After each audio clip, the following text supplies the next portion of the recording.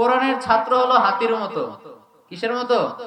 হাতির মতো। বাঁচলেও লাখ টাকা, মরলেও লাখ টাকা। যে যত বেশি কোরআন জানে তার মরার পরেও বেশি সম্মান আছে না নাই?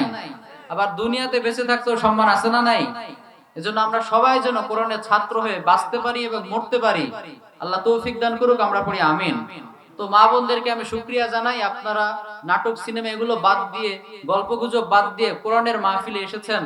আল্লাহ যেন আপনাদের এই সময়টুকুকে কবুল করে নেন, আমরা পড়ি আমিন। আর আমি প্রায় মাহফিলগুলোতে বলি যে আমাদের নারীদেরকে ব্যবস্থা করে দিতে হবে বেশি। আমাদের মসজিদগুলোতে তো অনেক ক্ষেত্রে আমরা নারীদেরকে আসতে দেই না, যেটা হাদিসে নিষেধ আছে, লা তামনাউ ইমা আল্লাহিল মাসাজিদ। আল্লাহর হাবিব সাল্লাল্লাহু আলাইহি সাল্লাম বলেছেন, এই মনোযোগ দিয়ে শুনেন, যেহেতু আপনারা এই ফ্যামিলির লিডার, আপনারা ঠিক থাকলে সব ঠিক হয়ে যাবে ইনশাআল্লাহ। আল্লাহর হাবিব সাল্লাল্লাহু আলাইহি সাল্লাম বলেছেন, লা তামনাউ ইমা আল্লাহিল মাসাজিদ, মেয়েদেরকে মসজিদে আসতে নিষেধ করো না। ওয়া বুয়ুতুহুন্না খায়রুল লাহুন্না, তবে বাড়িতে নামাজ পড়াটাই তাদের জন্য উত্তম। কিন্তু কোন নারী যদি মসজিদে আসতে চায়, আপনার সাধ্য নাই তাকে বাধা দেওয়ার, ঠিক কি না? তাকে আপনি বাধা দিতে পারবেন না। এক সাহাবী, তিনি মনে মনে চাইতেন যে তার ওয়াইফ যেন মসজিদে গিয়ে নামাজ না পড়ে, বাড়িতে নামাজ পড়ে। কিন্তু এই চাইলে কি হবে? আল্লাহর হাবিবের কথার উপর কথা বলার ক্ষমতা আমাদের কারো? কথা বলেন না কেন, আমাদের ক্ষমতা? লা তারফাউ আসওয়াতাকুম ফাওকা সাওতিন নবী আনতাজ। আল্লাহ রাব্বুল আলামিন বলেছেন যে তুমি যদি তোমার কণ্ঠটা নবীর কণ্ঠের উপরে তুলে দাও, তোমার জীবনের সব নেক আমলকে বরবাদ করে দিবেন কে? তো আল্লাহর হাবিব বলেছেন, মেয়েদেরকে মসজিদে আসতে বাধা দিও না। হলাম আমি তার হাজবেন্ড, কিন্তু আমি তাকে বাধা দেওয়ার ক্ষমতা রাখি না। তো তিনি একবার কি করছেন জানেন? খুব ইন্টারেস্টিং হাদিস।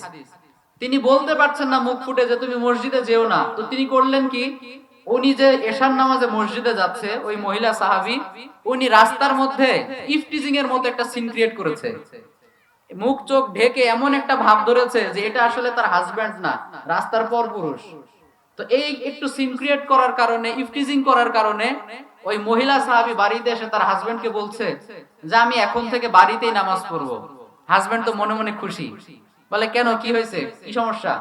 বলে আজকে রাস্তায় একটা ছেলে আমাকে খুব ডিস্টার্ব করছে, আমি এখন থেকে ঠিক করে ফেলছি জুমার নামাজ ছাড়া বাকি নামাজগুলো আমি বাড়িতেই পড়বো। আলহামদুলিল্লাহ পড়েন। তার মানে সাপও মরলো, লাঠিও ভাঙলো। মুমিনদেরকে এরকম চালাক হতে হয়, চালাক না হলে দুনিয়াতে টেকা মুশকিল। সরাসরি তো বলা যায় না, এজন্য উনি অন্য পুরুষের অভিনয় করে তার ওয়াইফকে ইনডিরেক্টলি বুঝিয়ে দিলেন যে তুমি ঘরে নামাজ পড়ো। সুবহানাল্লাহ পড়েন। তো এজন্য মহিলাদেরকে আল্লাহর হাবিব সাল্লাল্লাহু আলাইহি সাল্লাম স্পেস করে দিয়েছেন, কিন্তু আমরা অনেক সময় বাংলাদেশে দিতে চাই না। এরকম আছে না?